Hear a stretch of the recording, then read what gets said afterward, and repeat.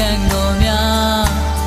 ဒီချိန်လေးတိုင်းမှာပိုတရီညာစရာတွေပေါ်လာမြဲချေမမေဘူးသိရလားကံမဆုံးလဲမမေနိုင်ဘူးဝေဦးကန်တော်များအော်ချမ်းတဲ့အလားဝေစတဲ့ပြန်ဝင်မြဲဝါရွှေနုပွင့်မြူရင်ထဲလိုက်ခေါ်သွားချိုငိမ့်သောကိုယ်အချိန်လေးစကားလေးပြောလို့ပဲ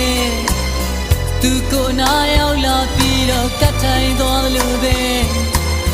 ဒီတိတ်ဆွေဟောင်းကပါလေးဟာချစ်စရာလေးပါကွယ်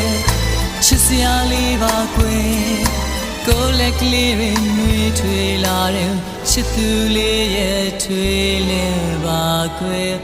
ဒါလေးတွေ့ပါပဲရေပြင်းလေးကြည့်ကတပြင်းလေးပြချကိုမျောတဲ့အကြောင်းတွေ